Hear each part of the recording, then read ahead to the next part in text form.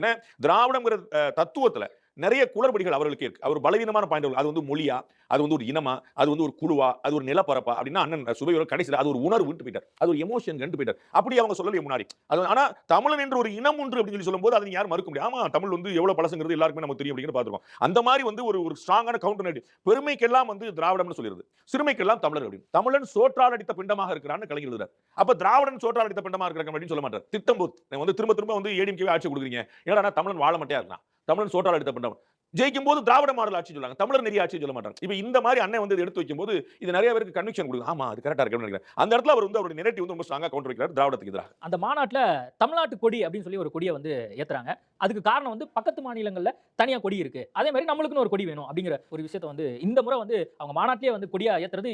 அப்ப இருக்கிற மாடல் என்னெல்லாம் நடந்துட்டு இருக்குங்கிற புரிஞ்சுக்கிட்டு தான் இப்ப வந்து கர்நாடகால நம்ம வந்து பல மாநிலங்கள்ல சொன்னாலும் கர்நாடகால மட்டும் தான் கொஞ்சம் ஃபேமஸா இருக்குது. ஒரு மஞ்சள் நிறத்துல வந்து ஒரு கொடி வந்து அவர்களுக்கான ஒரு கொடி கர்நாடக கொடின்னு அது காங்கிரஸ் ஆட்சியில் இருந்தாலும் அது பாஜக ஆட்சியில் இருந்தாலும் அந்த கன்னட கொடியும் சேர்த்து வச்சிருப்பாங்க. தேசிய கொடின்னு வச்சிருப்பாங்க, கன்னட கொடி அப்படின்னு வச்சிருப்பாங்க. அது வந்து அது அதிகாரப்பூர்வ அரசாங்க நிகழ்ச்சியில் கலந்து காட்டாலும் அது ஒரு அங்கீகாரம் பெற்ற விஷயமா இருக்கு. அதுபோல அண்ணன் சீமான் அவர்கள் முயற்சி பண்ணக்கூடியது வந்து நாம் தமிழர் தான் ஆட்சிக்கு வந்து செய்யணுங்கிறது மற்ற கட்சிகளும் போக எடுத்துக்கொள்ளக்கூடிய வாய்ப்பு உண்டு. என்னன்னா இது வந்து ஒரு டாக்டிக்ஸ். அரசியல் வந்து ஒரு உருப்படியான விஷயத்தை நீங்க ஆரம்பிச்சிட்டீங்கன்னா படக்குன்னு பெரிய கட்சியில் ஆட்டை போட்டுருவாங்க. நம்ம வந்து ஒரு டிவியில் வந்து ஒரு சின்ன டிவியில் ஒரு ப்ரோகிராம் பண்ணுவாங்க, சூப்பரா இருக்கும். அதை படக்குன்னு பெரிய டிவி அதே ஷோ வந்து பிரம்மாண்டமா செலவழிச்சு காப்பி அடிச்சுட்டு அவங்க பண்ணுவாங்க. நம்ம ஃபேமஸா வந்து அந்த டிவி தான் வந்து நிற்கும். அது மாதிரி வந்து டக்குன்னு இது வந்து அதிமுகவோ திமுகவோ ஏன் பாஜகவே கூட இது வந்து நாங்க வந்து தேசிய கட்சிகளை திட்டுறாங்க, ஏன்னா நாங்க தமிழர்கள் தமிழர் கொடி அப்படின்னு சொல்லிட்டு இதை தான் ஏற்றுக்கணுங்கிற அவசியம் இல்லை. அண்ணன் வச்சிருக்கக்கூடிய அதே மாதிரி கலர்ல டோன்ல வேற விட்டு நாங்க ஒன்று தமிழர் கொடின்னு வச்சுக்கோங்க. நாளைக்கு வந்து நம்ம இந்திய தேசிய கொடியே அது வந்து இன்னைக்கு இருக்கக்கூடிய ஃபார்மட்ல உருவானது இல்லை.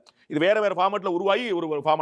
அது மாதிரி அண்ணன் உருவாக்கி இருக்கக்கூடிய இந்த தமிழ் தேசிய அப்படிங்கிற கொடி அப்படிங்கிறது வேற வேற ஆட்கள் நாளைக்கு ஆட்டை போட்டு நமக்கு ஒரு தமிழ் காமனா ஒன்று உருவாகலாம். ஸோ நாளைக்கு கர்நாடகாவில் இருப்பது போலே தமிழ்நாட்டுக்கும் ஒரு தனி கொடி ஒன்று உருவாகலாம். அந்த வகையில் இதை முன்னிறுத்தினவர்னு அண்ணன் பெருமை தேடிக் கொள்ளலாம். இதுவே அதுவாக அந்த கொடியாக மாறும்னு சொல்ல முடியாது. வேட்பாளர்களை பொறுத்த வரைக்கும் 117 பெண்கள் 117 ஆண்கள் வச்சிருக்காரு. அதுல திருநங்கையும் உட்பட அந்த 117 பெண்கள் உட்பட அந்த அடிப்படையில் வருது. இதை நீங்க எப்படி பாக்குறீங்க? திருநங்கைக்கு வாய்ப்பு கொடுக்கப்பட்டிருக்கு. இந்தியாவில் எல்லா கட்சிகளுமே இந்த பாலின இடஒதுக்கீடு பத்தி பேசுறாங்க. பெண்களுக்கு 33% பேசாத கட்சியே கிடையாது. ஆனா செஞ்ச கட்சி ஒண்ணு கூட கிடையாது. அதை தொடர்ந்து செய்து வரக்கூடியவரா திரு சீமான் இருக்கார். இன்னைக்கு அது 2026 அவர் பண்ண விஷயமா இல்ல. ஒரு மக்களவை தேர்தலோ சட்டமன்ற தேர்தலோ ஆரம்ப காலத்துல தொடர்ந்து அது சரிவாதி. நீங்க வந்து 33% தான் இன்னைக்கு இந்தியா முழுக்க பேசுறாங்க. அண்ணே அக்கா கனிமொழி அவர்களே வந்து டக்குனு என்ன பேசுறாங்கன்னா 33% தான் பேசுவாங்க. பாஜக வந்து அரசமைப்பு திருத்தி நான் 33% தான் சொல்லி வச்சிருக்கு. எவருமே அவர் கட்சியில செய்யல. அவர் கட்சியில இன்னைக்கு திரு விஜய் அவர்கள் பேசுறாரு 50% மாவட்ட காவல் கண்காணிப்பாளர்களும் கலெக்டரும் நாங்க பெண்களா வச்சிருப்போம். அவ்வளவு பேர் முதல்ல ஐபிஎஸ் இருக்காங்களாங்கிறது அவருக்கு தெரியாது. ஐபிஎஸ் இருந்தாலும் அவ்வளவு பெண் எஸ்பி கடல் இருப்பாங்களான்னு தெரியாது. அது சும்மா அடிச்சு அரசு நிர்வாகத்தில் இல்ல. ஆனா அவர் கட்சியில செய்ய முடியுங்களா? தமிழ்நாட்டில் இருக்கக்கூடிய 112 மாவட்ட தலைவர் வச்சிருக்காரு. 234 தொகுதிக்கு 118 மாவட்ட தலைவர் வச்சிருக்காரு. 118 மாவட்ட தலைவர்கள் 55 மாவட்ட தலைவர்கள் ஆண்கள், 55 மாவட்ட பெண்கள் வைக்கலாம்ல? அது யார் கேட்க போறா?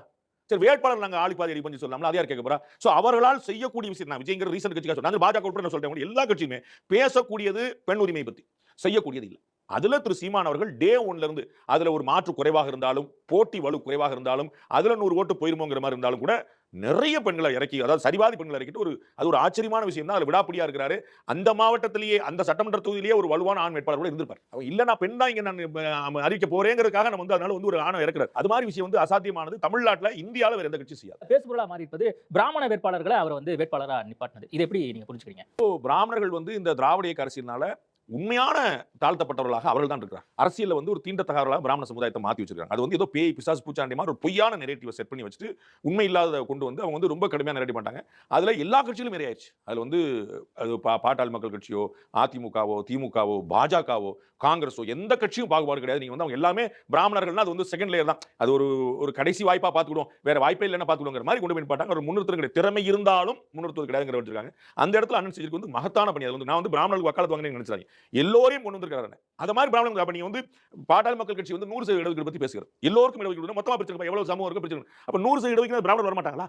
3%, 4%, 5% ஒரு மக்கள் தொகை இருக்கும்ல அவங்களுக்கு, அதுவா வர மாட்டாங்களா? பாஜக கூட அப்படி கிடையாது. காங்கிரஸ்ல வாய்ப்பே இல்லை. திமுக பத்தி பேசவே வேண்டாம். அப்ப பிராமண எதிர்ப்புல உருவான இயக்கம் திமுக. அப்ப இவர்கள் எல்லோருமே ஒரு சமூகத்தை புறக்கணிக்கும் போது, அதாவது நவீன தீண்டாமை, அரசியல் தீண்டாமை ஒன்று செஞ்சுக்கிட்டு இருக்கும்போது அண்ணன் சீமான் அவர்கள் தெளிந்து தெரிந்து துணிந்து ஒரு விஷயத்தை செய்யறாங்கிறது பெரிய ஆச்சரியம். அவர் வந்து நான் வந்து இந்த திராவிட பழைய பங்களாவை நான் வந்து பிராமண கடப்பாரால நான் உடைப்பேன் அப்படின்னு சொல்றத ஒரு வாய் வார்த்தையா இல்லாம ஒரு நிஜ முயற்சியாகவும் செய்யறாரு அப்படிங்கிறது உண்மையில பெரிய ஒரு ஆச்சரியமானது. வந்து நான் வந்து பிறப்பினால நான் ஒரு சமூகத்தை சேர்ந்தவங்கனால சொல்ல, நான் வந்து ஈக்குவேஷன் அவர் வந்து எல்லோருக்குமான புரித்துவங்கிறது ஆண் பெண்ணுக்கான புரித்துவம் பிரதிநிதித்துவம் நம்ம பார்த்தோம் 50-50 போட்டு வச்சிருக்காரு. அதுல வந்து ஒரு இதுவரைக்கும் இந்தியாவில் யாரும் செய்யாத விஷயம். அப்ப சமூக பிரதிநிதித்துவம் எல்லாரும் தானே நீங்க வண்ணார், குயவர், நாவிதர், ஒட்டர், மற்ற சமூகம் சொன்னீங்கன்னா அப்புறம் அதுல பிராமணர் நீங்க சேர்க்க கூடாதா? அப்ப அங்கேயும் சேர்ந்து வந்து அது யாருக்கெல்லாம் குரல் இல்லையோ அவர் எல்லோருக்குமான குரலா நான் இருப்பேன் அப்படிங்கும்போது ஒரு உண்மையான சமூக நீதி வருது. அதையும் திரு சீமான் தொடர்ந்து செய்து வந்தார். சீமானுடைய இந்த ஸ்ட்ராட்டஜி சரிதானா அப்படிங்கிற ஒரு கேள்வி இருக்கு. காரணம் என்னன்னா பாஜகவுடைய பி டீமாக அண்மை காலமா சீமான் இருக்கார் அப்படிங்கிற ஒரு நேரட்டிவ் வந்து திராவிட ஆதரவாளர்கள் மத்தியில சீமானை விமர்சிக்கும் போது சொல்றாங்க. அப்போ மறுபடியும் நிரூபணம் ஆகிற மாதிரி பாஜக பின்னாடி இருந்து இயங்குறாரா அப்படிங்கிற ஒரு பார்வை வருது.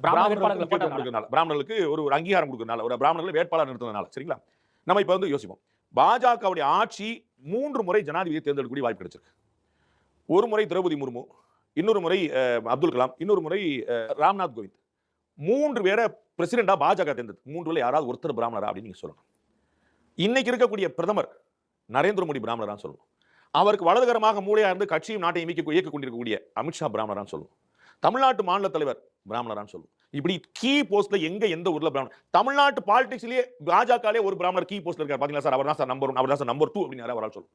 எங்கேயாவது ஒரு இடத்துல நீங்க சொல்லணும். இங்க விட்டுருங்க, வேற எங்கேயாவது சொல்லு, எங்கேயாவது ஒரு இடத்துல சொல்லு. அப்ப பிராமணர்களுக்கு பாஜக எந்த முக்கியத்துவம் கொடுத்திருக்கு அப்படின்னு நீங்க நினைச்சுக்கிட்டு பிராமணர்களுடைய கட்சி அதனால இவர் வந்து 6 பேருக்கு கொடுத்தாரு அப்படின்னா இவர் பிராமணர் சார்பா பி டீம். இதை நான் சொல்றேன், பிராமணர்களுக்கு தான் அரசியல் தீண்டாமை கடைபிடிக்கப்படுகிறது எல்லா கட்சிகளிலுமே, இன்க்ளூடிங் பாஜக. நான் தெளிவா சொல்றேன். என்ன பாஜக தான் நீங்க எல்லாம் விமர்சிக்கிறீங்க, நான் இன்க்ளூடிங் பாஜகன்னு சொல்றேன். மத்த கட்சி பத்தி பேச வேண்டியதெல்லாம் சொல்லி சொல்றேன். அப்ப பாஜக நீங்க கீ ஃபேஸ் ஏதாவது சொல்லுங்க, ஒரு பெருமுகம் சொல்லுங்க, ஒரு முக்கியமான ஆமா என்ன சார் பூரா பாப்பாங்களா வச்சு இப்படி பேசுறீங்க கேளுங்க.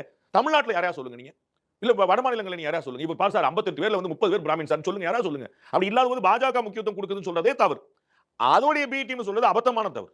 ஏன்னா அண்ணன் வந்து சரி பிராமணர்கள் ஒரு 6 பேருக்கு கொடுத்துட்டாரு, சரி மீனவர்கள் கொடுத்துருக்காரு, கிறிஸ்தவர்கள் கொடுத்துருக்காரு, முஸ்லீம்கள் கொடுத்துருக்காரு. ஏன் நீங்க வந்து ஜவாஹிர் அல்லாவுடைய பி டீம்னு சொல்லவே இல்லை?